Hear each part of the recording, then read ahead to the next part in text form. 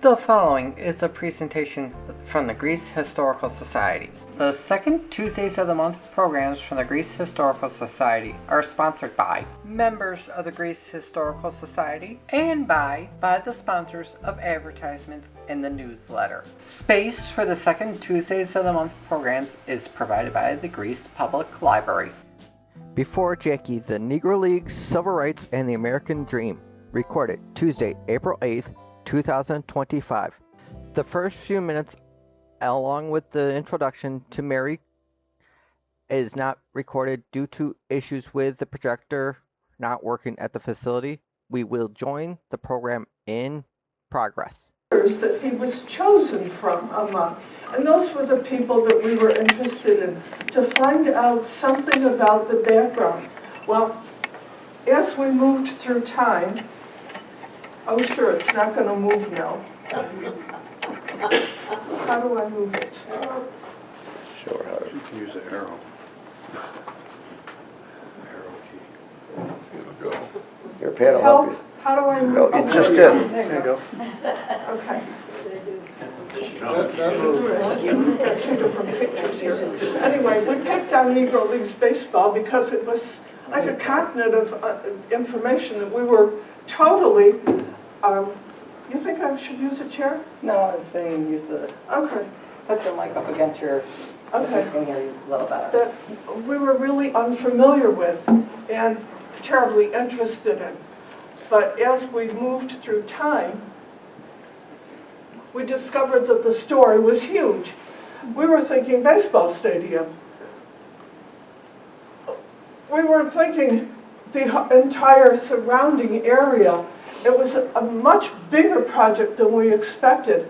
And along the way, we ran into some segues, digressions, detours, and we found that each one of those opened up something really interesting.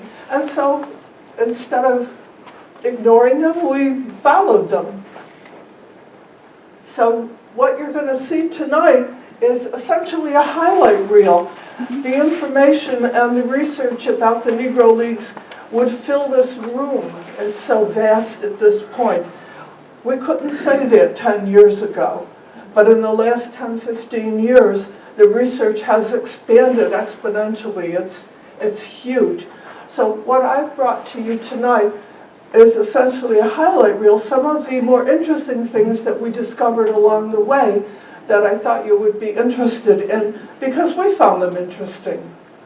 So we're going to climb into Mr. Peabody's Wayback Machine. Any of you remember Mr. Peabody and his boy Sherman? What a hoot. I don't. Anyway, going back to the 1980s, back in the dark ages when I was in high school, there wasn't almost anything about black history at all. By the 1980s, we were up to the big four. We had slavery, we had the Harlem Renaissance, we had civil rights, and Reconstruction. For our purposes, the era that seemed the most promising was Reconstruction. That time period beyond slavery and before the early years of the early civil rights movement in the 60s, when all the action was happening.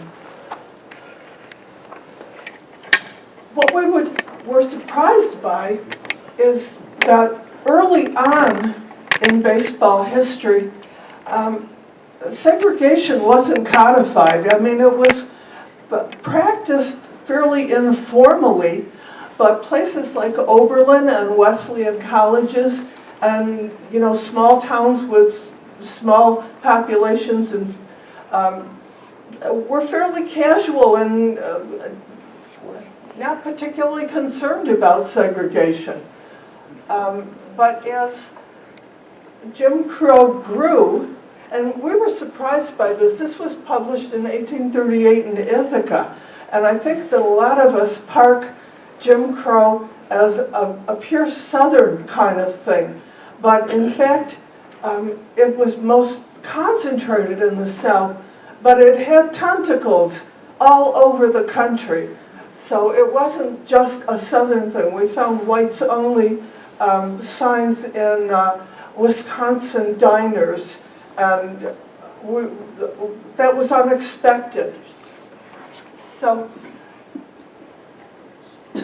but then when we started looking during this time period, we started to see, how are we going to, weed out good black players from baseball? Well, the best way to do that is through propaganda. And these magazine pictures, some of them have been framed, were common during that time period, so that you could see black players as incompetent, buffoons. You certainly couldn't put a person with a birdcage on his head on your team. I mean, be reasonable. And it was not just in baseball imagery that we found this. It was almost relentless propaganda, as though white people were both repelled and fascinated. And in any event, they couldn't leave it alone. Some of this stuff is just makes you cringe. There's actually a museum of Jim Crow at Ferris State University, if you want to go on their website and check out some of the more disgusting crap they've got. And of course, Uncle Ben, Aunt Jemima, the Gold Dust Twins, Cream of Wheat, Al Jolson, like it was like permeated the culture in a casually racist way. I don't think people appreciated that other people were looking at this and their feelings were involved, It was just business as usual. This guy, Cap Anson, in his day, he was about as popular, respected. He was his big poppy, Derek Jeter of his time. And he had an enormous amount of influence. He was the kind of leader that led people where they already wanted to go. And during one of the games that he was playing, this is back in 1887,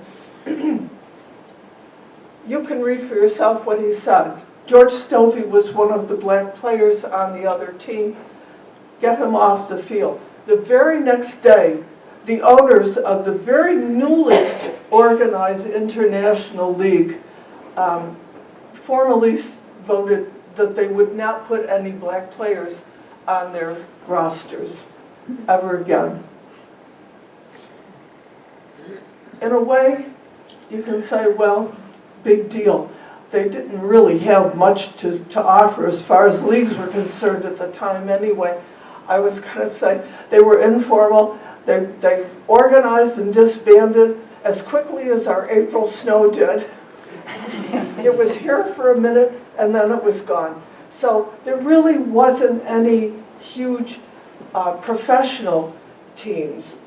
The first one down here in the bottom is the Cincinnati Red Stockings. They organized the first professional team in 1869, I believe. What really put the nail in the coffin as far as segregation was concerned was the Supreme Court case of Plessy v. Ferguson that literally codified separate but equal. And what people don't realize about the Supreme Court decisions is that they don't just impact the case at hand, they impact the entire law edifice. So it goes much beyond just the particular case. Homer Plessy was a test case. He was a light-skinned black testing the South Carolina streetcar laws. The streetcar laws are interesting, by the way. I found one that said that the cars had to be strictly segregated except for women who would be in charge of children. They could sit in the car of the opposite race. And you stop and think about it. Now, which women would be in charge of children? Would it be black women taking care of white children or would it be black or white women taking care of black children? I mean, you don't have to dig far to see what the real intent was. Anyway, this guy down at the bottom, John Marshall Harlan, he's a personal hero of mine. He sent in a dissenting opinion, and the thing that's interesting about him, there were 9 justices on the court, and of the 9 justices, he was the only one that dissented. The backgrounds of 8 of the 9 justices were Harvard, Yale, Dartmouth, Brown, Princeton, all the elite Eastern colleges, and one Transylvania College Law School out of Kentucky. Who was the one who dissented? The one who dissented was the guy who came from Transylvania in Kentucky. His family had a background of slave ownership, and yet he said in his dissent words to the effect, "We're going to live to regret the damage that you've done today," because they twisted the concept of law in order to meet the prejudice of the day.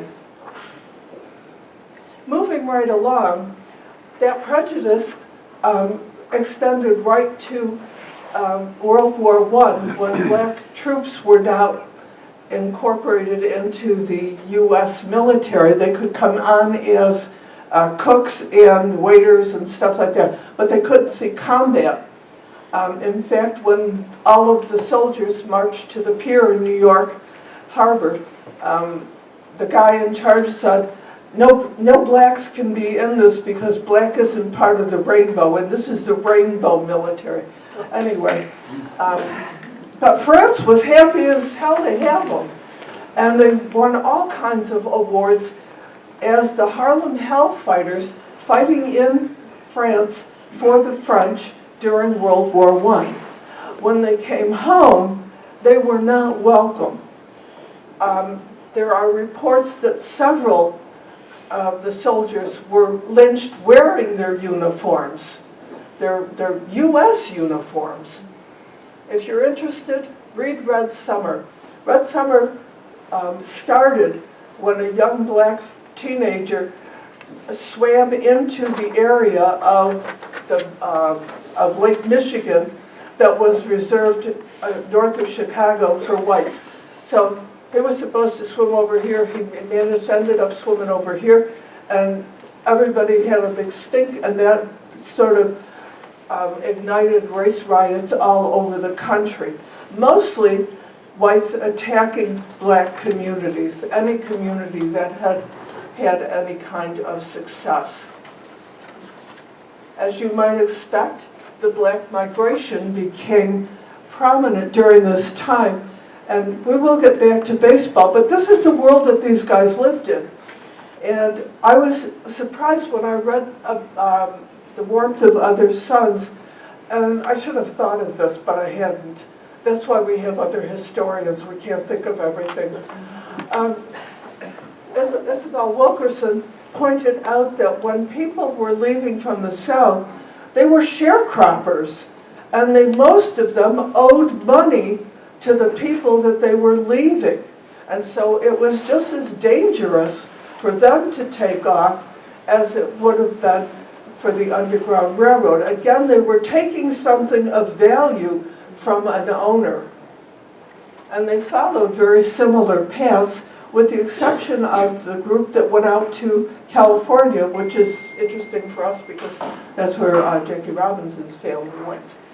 Out of this was the birth of the Negro Leagues. Out of the ashes of Red Summer, we find the beginnings of the Negro Leagues. And it's all due to this guy, Rube Foster. Rube Foster was a presence. When this guy walked into a room, you knew he was there. He was big. He was the best pitcher they had ever had. folktales are that he pitched with a revolver on his hip to intimidate batters. I'm not sure. Anyway, of all of the little leagues that had been forming, he got them all together. And this was the Paseo YMCA in Kansas City. They had a meeting. And have you been able to hear me? This was the one that was reserved for the Jewish population. They were willing to host having all of these baseball player managers. And for every problem that the other managers saw, well, we need to get incorporated. Rube said, I've already incorporated us. We need to pay, I've already paid the fee. Everything was already taken care of. What did they have to do? They had to sign their names. And that was the beginning of the first group of Negro League baseball players. He's kind of an exceptional guy. He was a visionary. He saw way down the road. He had been the best pitcher in baseball. He became an owner, organizer, journalist. You can read reams and reams of stuff that he wrote for the Chicago Defender. And then he became a manager, and ultimately he is in the Baseball Hall of Fame. Now, hang on a second. You just wait a minute.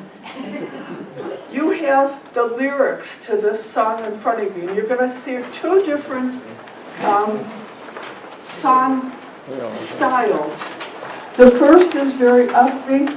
The second is a haunting lament, because it wasn't all fun and games. Some of it was pretty brutal. And so we're going to do the light side first, and then we're going to hear the darker side.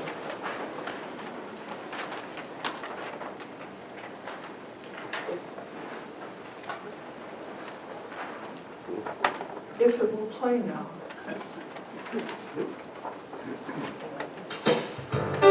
You can sing along if you'd like. Come on down and have some fun. They're warmed up and ready to begin. The Crawfords have this boy you gotta see. Now bring your children, bring your wife.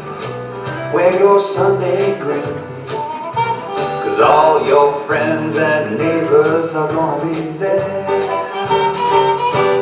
Those were the days, you should have been there, when the kings of the hill played that game of theirs.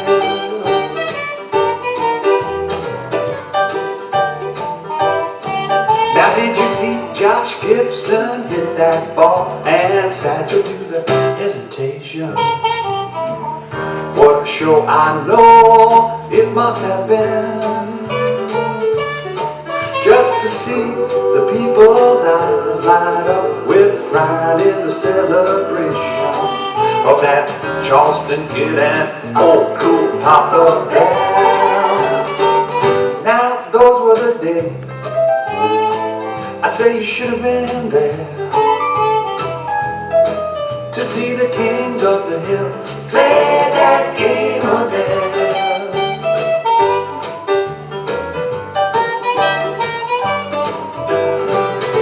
There was Sam the Jet and Double Duty, Monty, Campy, Dandridge, and old Pop Lloyd, Buck Leonard, Leon Day, the Clowns, the Barons, the Homestead Grays. Oh, how they love to play and play and play and play.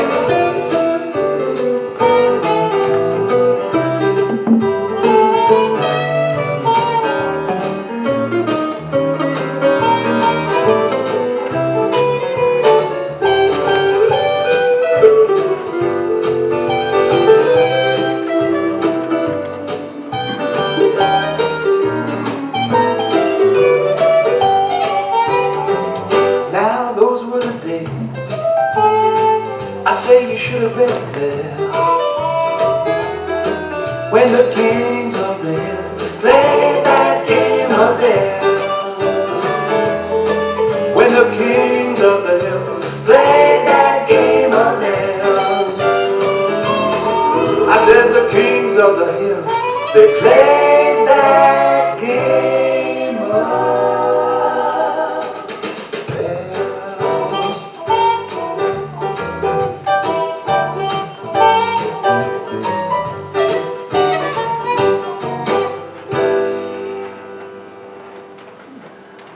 What did it mean to be playing by Rube Foster rules? It meant that you showed up on time, that you showed up sober, that you didn't womanize, that you dressed properly. He was all about presenting an image of well, you can see what he was looking for. Clean uniforms, snappy dressing, and in a way, that in itself was a kind of rebellion, because one of the things that in isolation, someone who was dressed in what was considered white folks' clothes could be in a lot of trouble. And there are instances where for no more reason than wearing a good suit, someone was hung. Okay, this was a dangerous time. So for Rube Foster to insist that his players and the rest of the league present themselves respectably was a form of rebellion that you don't appreciate until you take a look at what the surrounding context is.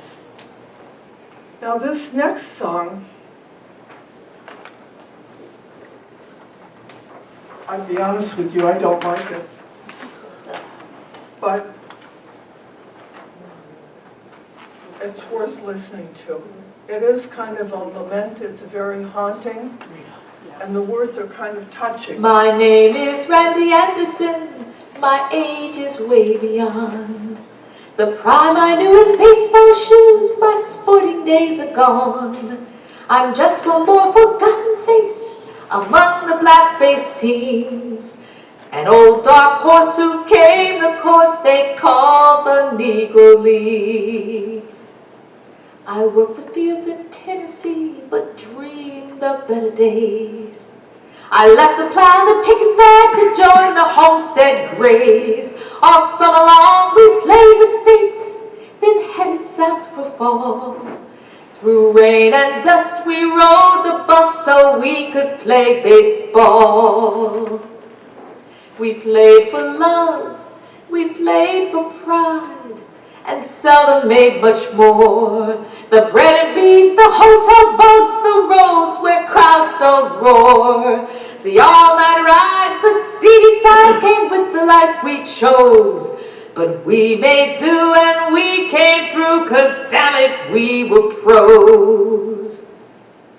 We played in shadows of the Babe, Lou Gehrig, and the rest, and stood outside the big league fence while they were called the best. But we played as well and gave them hell with every hit and pitch, but stayed behind the color line and watched those boys get rich. But did they see Josh Gibson swing or Satchel throw his stuff? And do you know how much it takes when best is not enough? When clouds rolling across the sky and hide the brightest moon, it's then you'll find some stars don't shine. Some folks were born too soon. God bless you, Jackie Robinson, Willie Mays and all. You wore numbers on your backs when you played big league ball, and every time you hit one out or slid or laid one down, you carried us from that old bus to the hall of Cooperstown. My name is Randy Anderson, you won't remember that.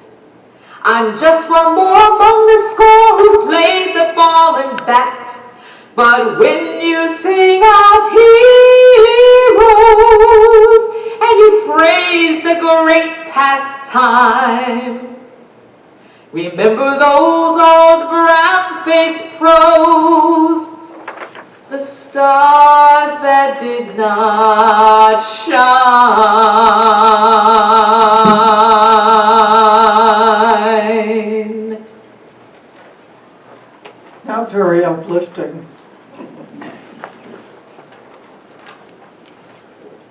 But a lot of what they endured was not uplifting.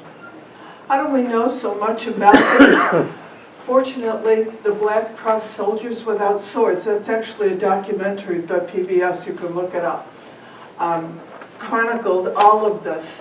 And so we've got all kinds of material. If you're willing to plow through it, it's enormous. But one of the things that they've used these for is, you know, that recently they've brought the Negro Leagues into Major League Baseball as looking for the stats, the scores, and all of that. And of course, there's been a cottage industry of researchers working on that right along. One of the things that we think about when we think about multiplier industries, at least when they teach it in high school, they always talk about the railroad. But in a very important way, the leagues themselves were multiplier industries. We kind of think of baseball as a rural game, and yet it was focused in the cities, New York, Boston, Chicago, and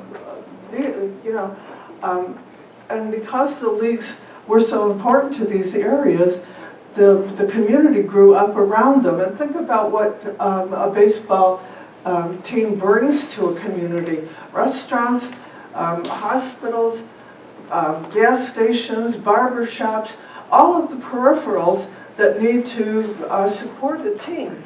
And so Chicago in Bronzeville was one of the areas that grew up based on the Negro League team that was there, the Chicago Giants.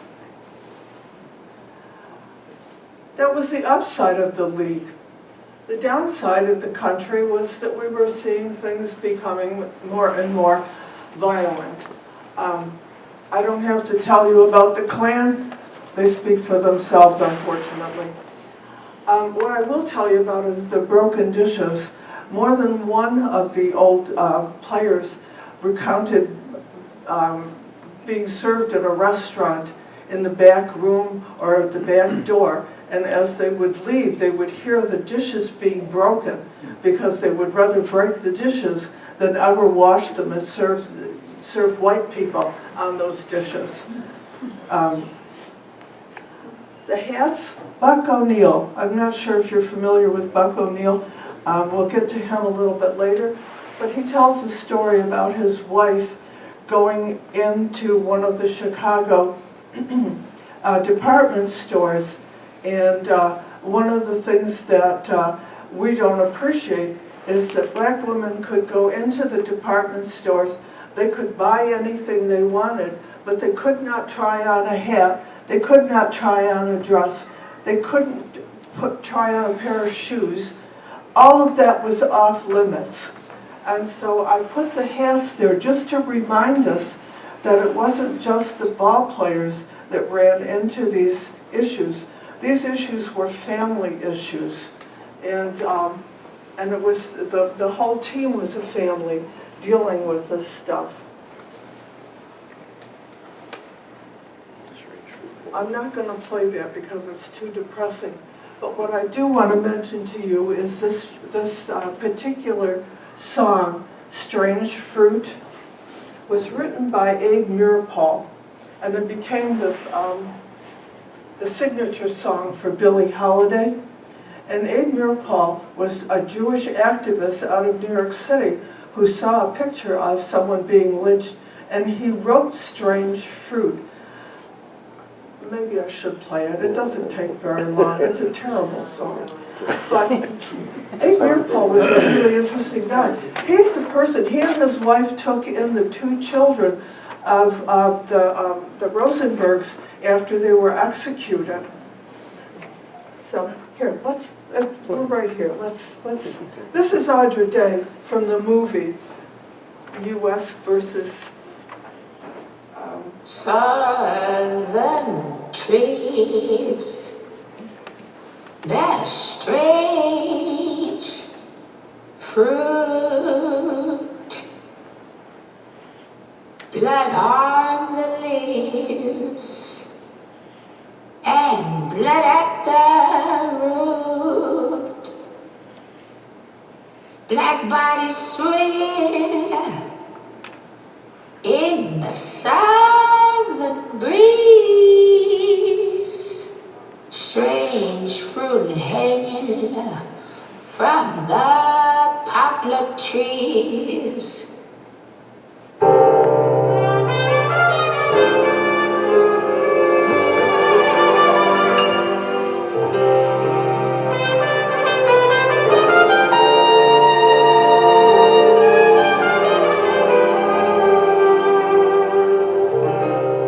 Pastoral scene of the gallant South,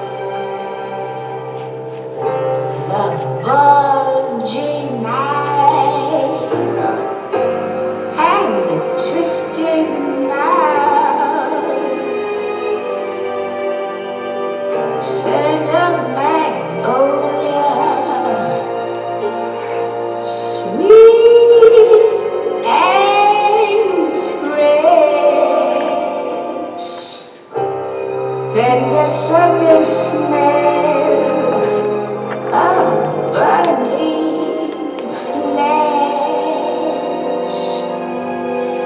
Here is a fruit for the crows to pluck, for the rain to gather,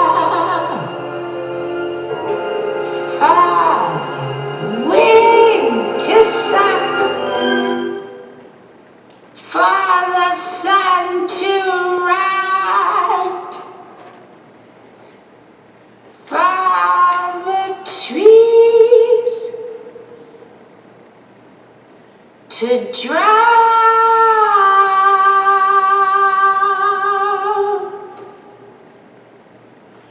Here is a strange and bitter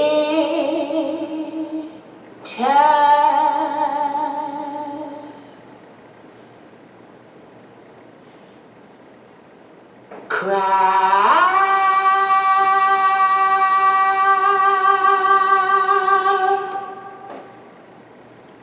What a voice. If you look at these statistics that I have here, and you notice the difference between lynchings, black and white, over the years, by 1920, well, lynchings of whites was always smaller, but by the 1920s, it was almost non-existent for whites, while it was still keeping pace for blacks.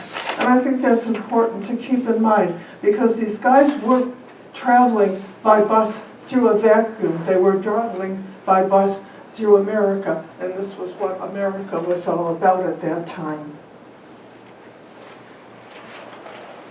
Everybody had a baseball team. I was delighted to find out that Dizzy Gillespie, Cap Calloway, Louis Armstrong. Louis Armstrong had a team called the Secret Nine. Don't ask me why he called it the Secret Nine, but everybody was involved. And that's one of the things that we found, is that like jazz musicians, opera singers, baseball people, restaurateurs, hotel, they were all overlapped because of the community that, first of all, they were forced to create, but then enjoyed. I mean, a lot is lost when you lose community. Here are a few of the teams that of note. The top picture is of the All-Star team in 1936, and then you've got the Homestead Grays down here and the 46 Newark Eagles. All of these teams, as you can see, look like great big major league teams. They are not the ragtag teams of the early years.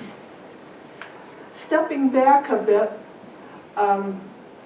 we think of the civil rights year starting somewhere in the late 50s, early 60s, but people were agitating long before that. This is in Brooklyn, and Alpha Manley, who later became an owner, her and her husband Abe, of the Newark Eagles, was a founding member of the people putting together this Don't Buy Where You Can't Work, and led a successful strike on one of the department stores that catered to black people, but didn't want them to work there, at least not in front. They could be in the stock room.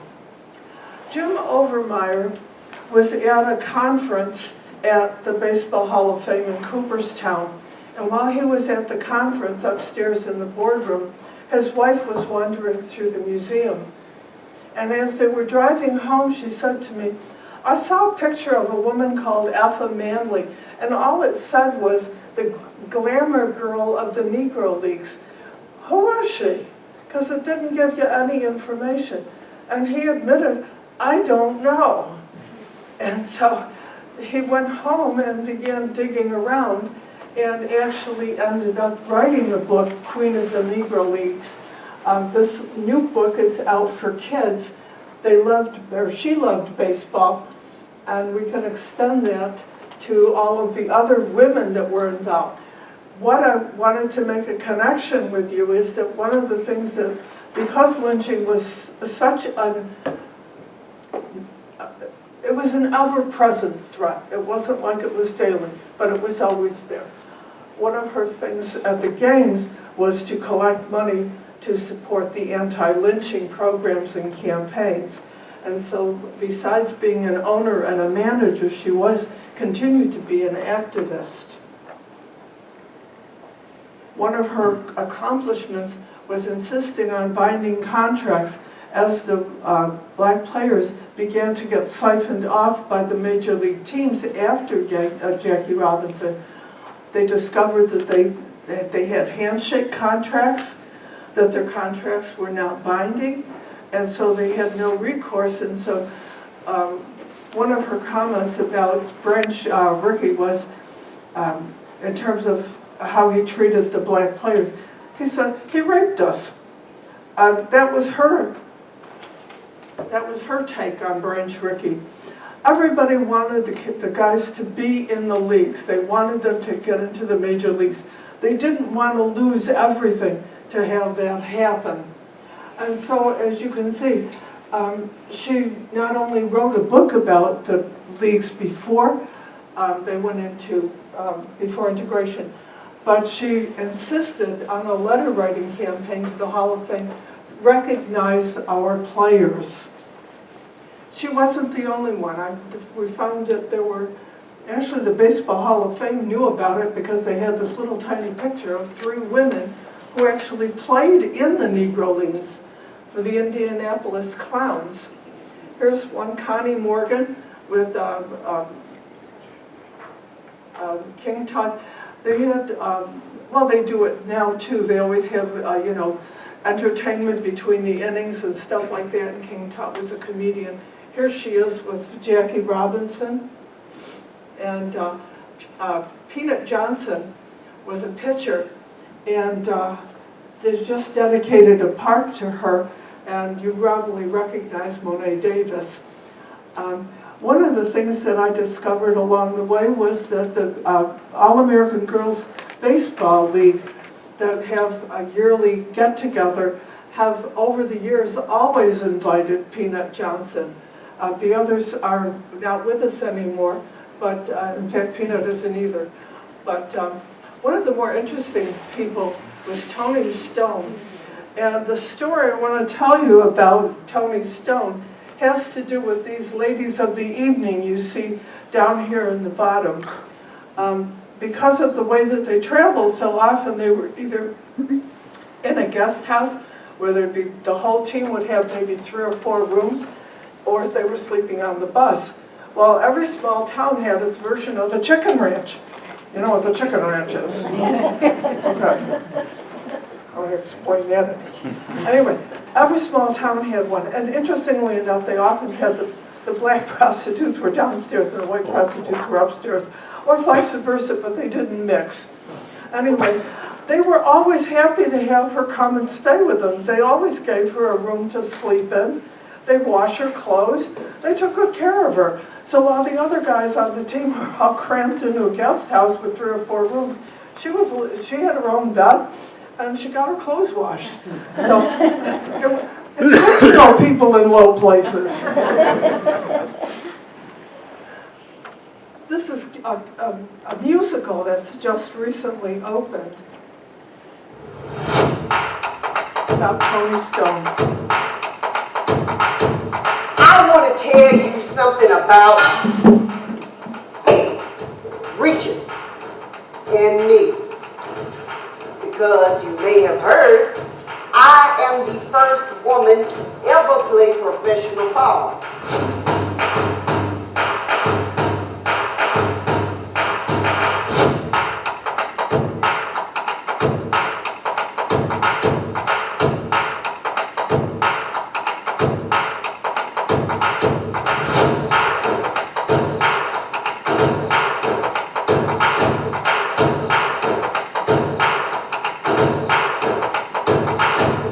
Turns out, between the weight of a thing and the reach, there's breath. And in that breath is life.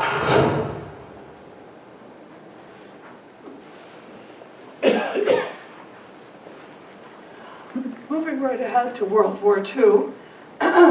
During World War II, you've often heard of Joe DiMaggio and the other big league players going into the service. Well, so did the black players. And they were in the Air Force. They were in this infantry. I'm sorry, I've had a cold and I'm sort of losing my mind. Anyway, they went into the service, and the Chicago Defenders started what they called 2 campaigns for World War II. Liberty at home, as well as liberty overseas. And one of the people that is honored yearly is Dory Miller, a hero of Pearl Harbor, whose commander was shot down, and he took over. He had been a cook. He took over the gun and shot down half a dozen planes going over. And so what they were trying to do was to gain rights at home as they helped Europe and Japan and the overseas earn their rights.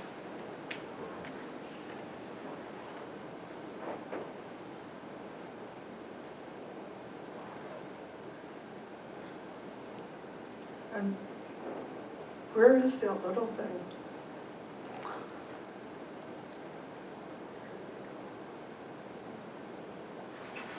Final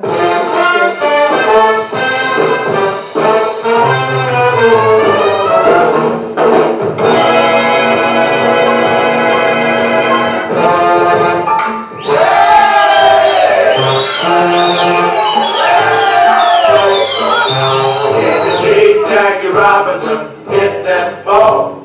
It went zooming across the left field wall. Yeah, boy. Yes, Jackie hit that ball. And when he swung his bat, the crowd went wild because he knocked that ball a solid mile. Yeah, boy. Yes, Jackie hit that ball. Satchel Pages, Mellow, So's Caponero, New Club and Dobie too. But it's a natural fact, when Jackie comes to bat, the other team is through. Did you see Jackie Robinson hit that ball? Did he hit it? Yes! And that ain't all. He stole home! Yes, Jackie's real calm.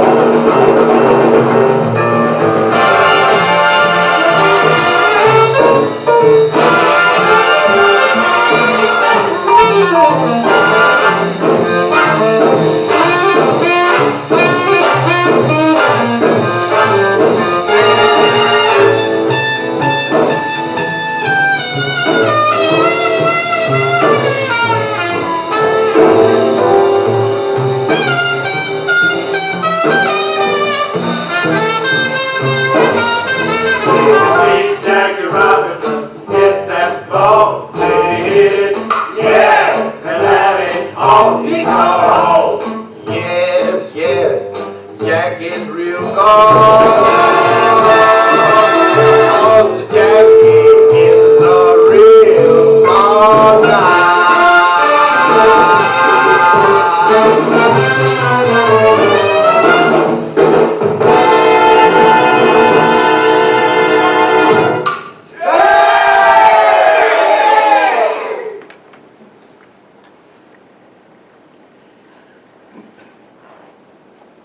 Travel during this time was always iffy.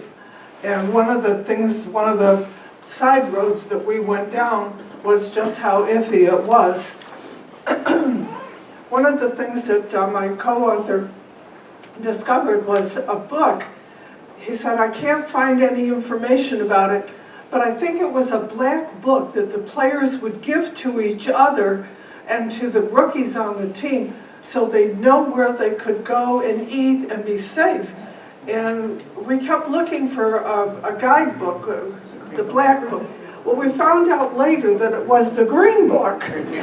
So we were way off the mark. But it wasn't, the open road wasn't real open, you know. 2-lane roads, you guys remember 2-lane roads before the interstates.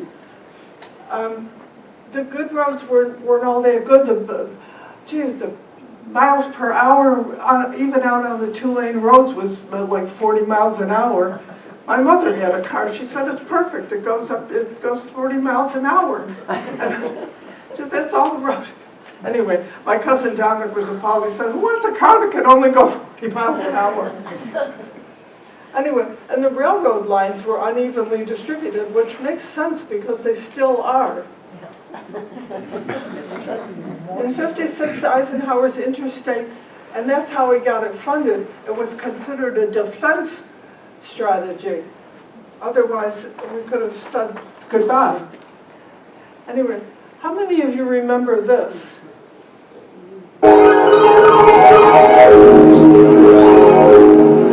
See the USA in your Chevrolet. America's asking you to call. Drive your Chevrolet through the USA. America's the greatest. Thanks, Dinah. We must have heard that a million times when we were kids. But navigating the new interstates was still a challenge for African American travelers. There were still plenty of whites only all across the country. And as you can see, the cabins were so luxurious.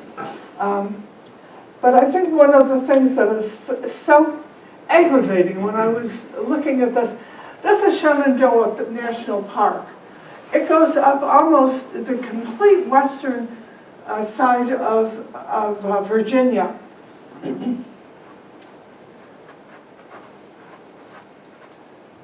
The Lewis Mountain Picnic Ground for colored people. Out of this entire park, they got this little, and there's the entrance to the picnic ground. It doesn't say how you're going to get there, but there it is. Okay. Ingenuity meeting the need. Victor Green's Green Book. Fabulous piece of vintage documentary. And they've got, you can find facsimile copies on Amazon, although I'm not supporting Amazon. Anyway, you can still get facsimile copies, and I think it's a 1946 edition is wholly available if you want to print it out online under the Ford Foundation for some reason. I'll tell you about the Esso in just a minute. You're probably thinking, why is the Esso? Esso was a Canadian company, and it was one of the first companies that offered franchises to Black Americans, as well as clean restrooms. This was an issue. You can get gas, but no, you can't use our potty. Anyway, they distributed the Green Book. They offered franchises, and generally gained a huge people of devoted followers. Pepsi actually did the same thing. Pepsi-Cola was in competition with Coke, and they saw a huge market of black people who actually already preferred Pepsi according to their marketing.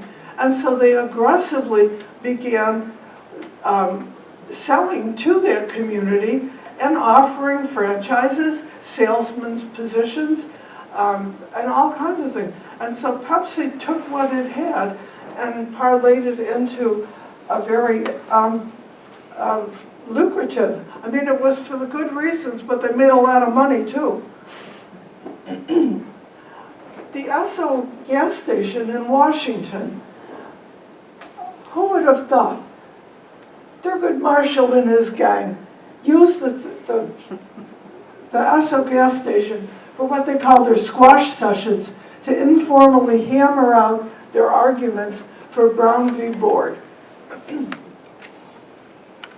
Who would have thought? Another little segue and side road that I just thought was interesting.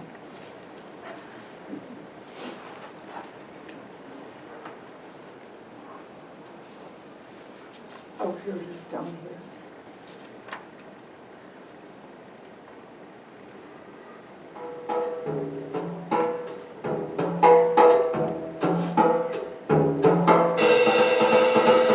Whether you're traveling on business or pleasure, the chances are even that you'll travel by motor car. The motor car has been the key to open new horizons, not for the few, but for all. Drove constantly, we didn't stop. Segregation and separation isn't just in the South. Travel was very difficult during those days. They had the colored restrooms and they were filthy. But what do you do if that's all you've got?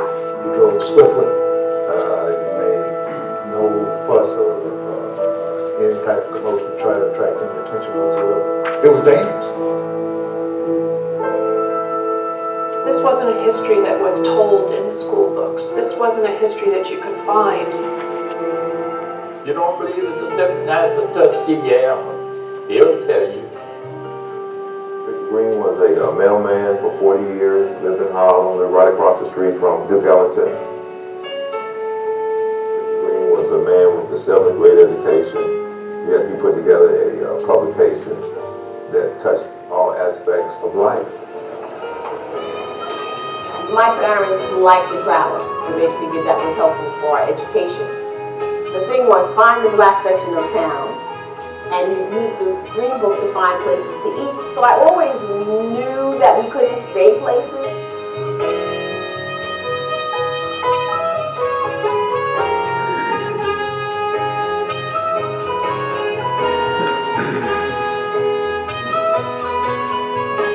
Mr. Green was distinguished and even as a child, a very lovely man. And I will say it was unusual to have a black client working with a white printer. With the Green Book, my dad found what was the first place that he could stay between New Orleans and the end of the drive for that first day. And the next day we drove all the way to Miami. And we stayed at the Lord Calvert Hotel, which was listed in the Green Book also.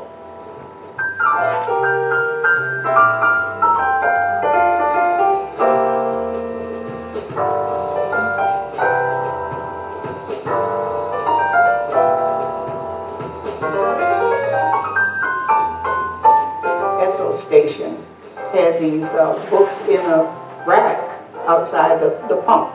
And so I picked up one, found Crosby's Motel in Pensacola, Florida. My parents owned the first fully accredited African-American-owned travel agency in the United States. They were able to convince people, and over time it took many groups and eventually ended up taking thousands of people abroad. He described the fighting and the dogs being sicked on them and what, people who had died to fight for the right to us to stay anywhere.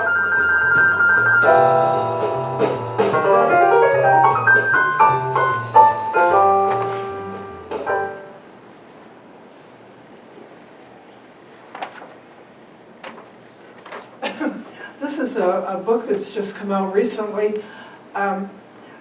The part that I have down here that I've written out, it says, Mom and I had to go into the woods. I was embarrassed, but Mama said the people who should be ashamed of themselves were those service station owners.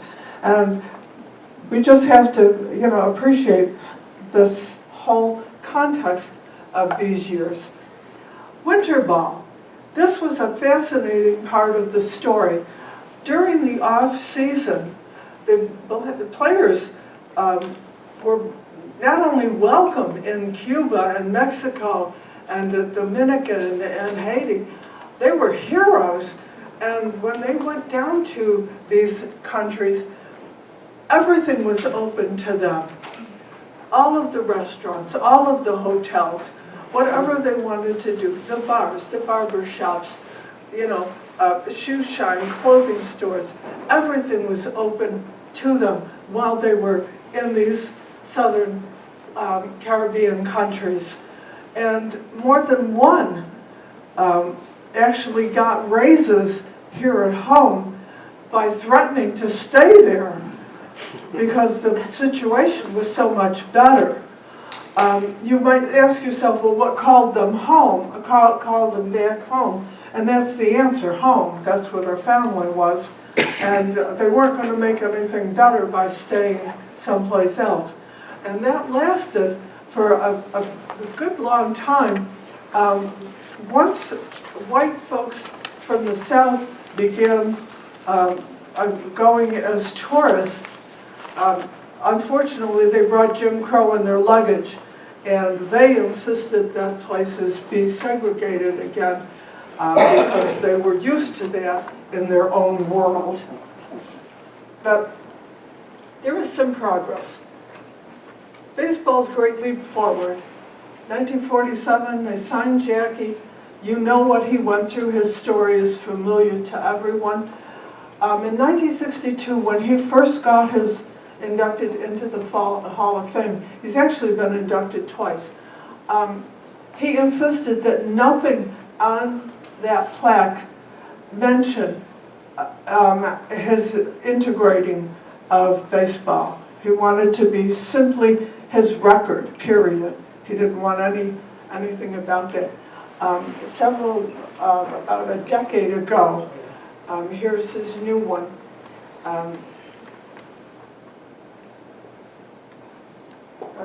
Let's see.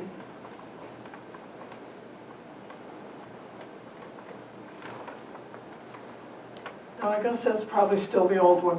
I thought I put the new one on there. The new one, Rachel Robinson agreed to let it mention his being the first and the one to integrate baseball. Now this is a picture of a nothing ballpark. This is Rickwood Field. And that's not a very exciting picture. But it really is exciting because that's the first picture that a black photographer took from the press box at a stadium.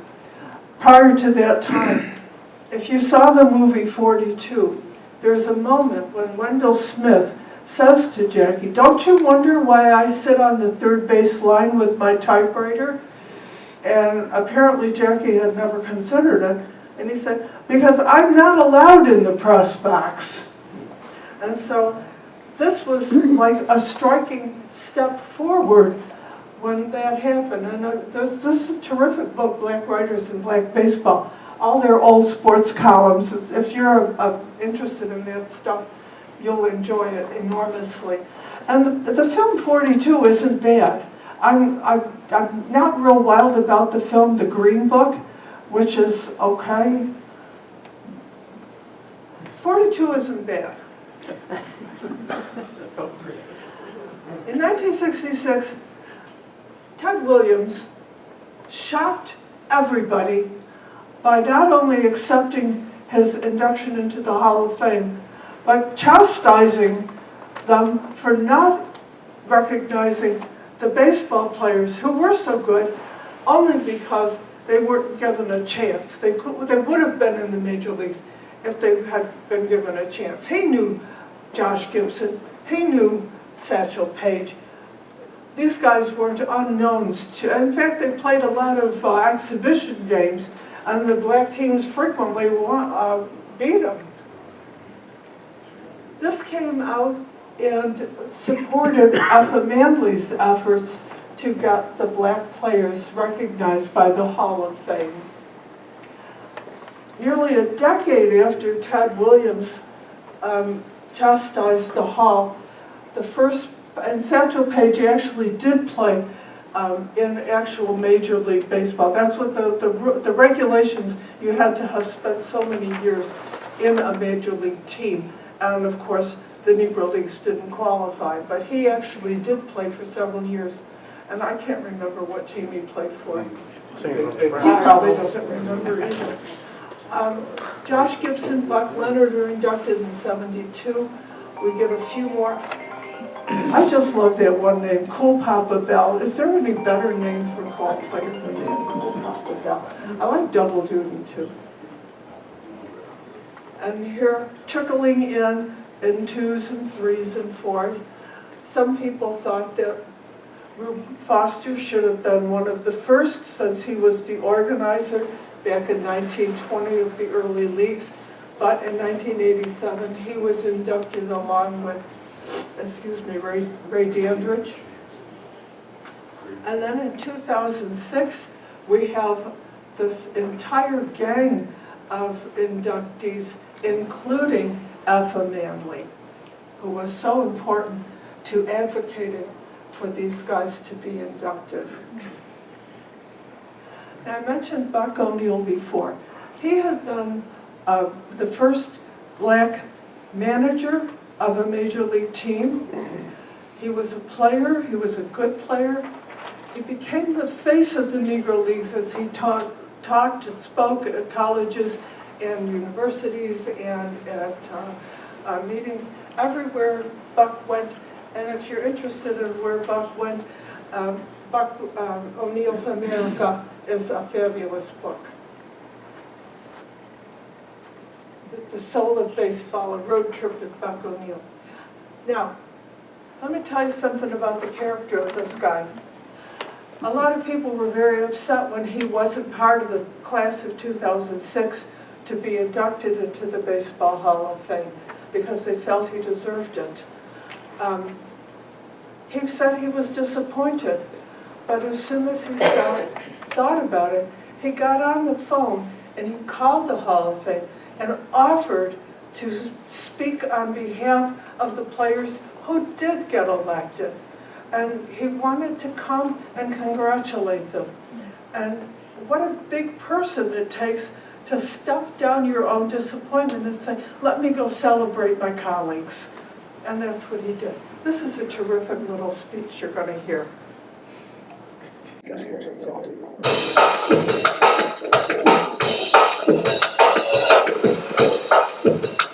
I've been a lot of places, I've done a lot of things that I really like doing.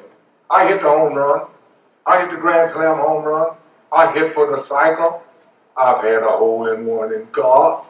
I've done a lot of things I like doing. I should have with President Truman. Yeah. So, oh man, I took with the other president, and I happened to hug his wife, Hillary. So I've done a lot of things I like doing, but I'd rather be right here, right now, representing these people that helped build the bridge across the chasm of prejudice, not just the ones like Charlie Pride and me that later crossed it. Yeah, this is quite an honor for me. See, I played in the Negro Leagues. Tell you what, the Negro Leagues was nothing like Hollywood tried to make it. The Negro League was the third largest black business in this country. Yeah. First, black insurances, the white insurances, 10-cent policy, just enough to bury us. But the black insurances insured our crops, our homes, yeah, our stock. They made millions. Next, Madam C.J. Walker, cosmetologist. You see that pretty hair over there? Don't you see it? Oh, Mrs. Robinson? Tell you what, yeah, that's right, yeah. Yeah, Madam C.J. Walker was doing that 100 years ago, and she made millions, to tell you the truth. Madam C.J. Walker was the first black woman millionaire in this country. And to tell you, Madam C.J. Walker might have been the first woman millionaire in the country that earned it. They had other women millionaires, but they inherited the money. Madam C.J. Walker earned it. Next, Negro League baseball. All you needed was a bus, and we rode in some of the best buses money could buy. Yeah, and a couple of sets of uniform. You could have 20 of the best athletes that ever lived. And that's who we are representing here today. It was outstanding. And playing in the Negro Leagues, what a lot of you don't know. See, when I played in the Negro Leagues, I first came to the Negro Leagues, 5% of Major League ball players were college men, because the Major Leaguers want them right out of high school. Put them in the minor league, bring them on in. But Negro Leagues, 40% of Negro Leaguers were college men. The reason that was, we always spring trained in a black college town. And that's what we played in spring training, the black colleges. So when school was out, they came and play baseball. When baseball season was over, they'd go back to teaching, to coaching, or the classes. That was Negro League baseball. And I'm proud to have been a Negro League ball player. Yeah. And I tell you what, they always say to me, Buck, I know you hate people for what they did to you or what they did to your folks. I said, no, man, I never learned to hate. I hate cancer. Cancer killed my mother. My wife died 10 years ago of cancer. I'm single, ladies.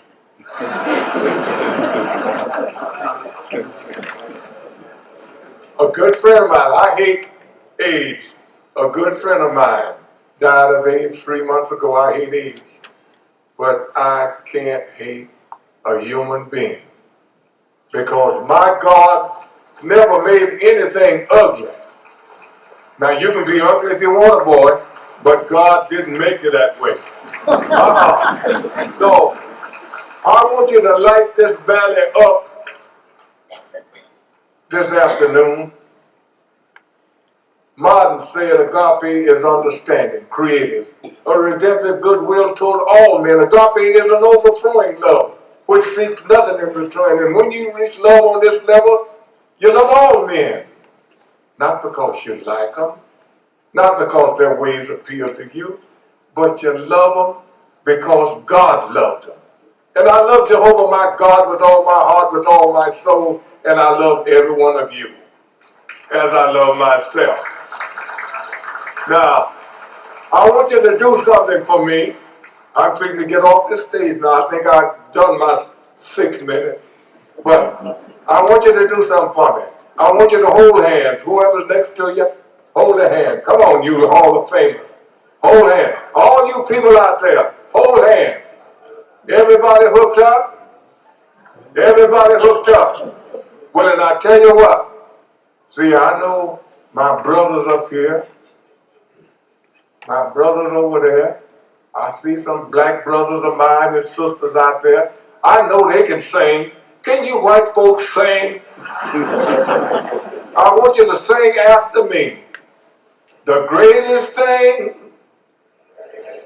Come on, everybody. The greatest thing in all my life is loving you. The greatest thing in all my life is loving you. The greatest thing in all my life is loving you.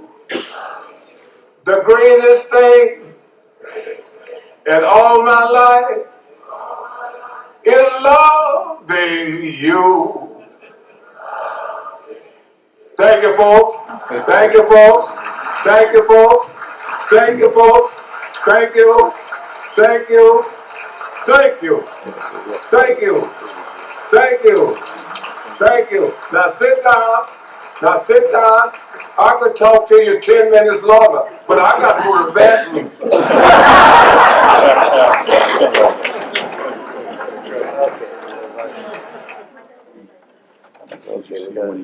So December 16th, December 16th is an important day because it's the anniversary of the Boston Tea Party.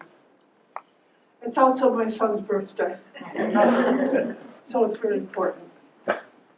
He always gets a pseudo-Christmas gift for his birthday. Finally designate the Negro Leagues as an official major league. So the period from the 1920s to 1948 will stand with the major league status, and that's a huge leap forward. This came from a book that's actually called Baseball is America. Look to baseball and you will see our ideals, our injustices, our triumphs, and our struggles. In baseball, as in America, freedom is an ongoing quest, and the game's not over. Now, I want to see if you guys can sing. You're going to recognize some of the people in this, and it's just so. All right, let me hear you good and loud, everyone. Take me out to the ball game. Take me out with the crowd. Buy me some peanuts and Cracker Jacks. I don't care if I ever get back. Let me root for the home team. If they don't win, it's a shame. For it's 1, 2, 3 strikes, you're out at the old ball game. Want to learn more from the Greece Historical Society and Museum? Then click that subscribe button. Hit that bell icon to get notified when there's new content coming from the Greece Historical Society.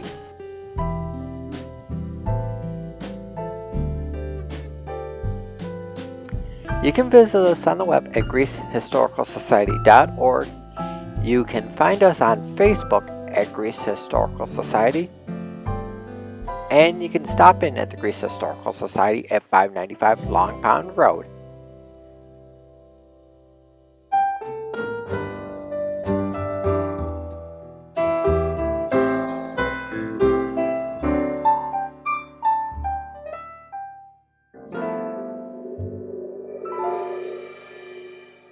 This has been a Greece Historical Society Productions.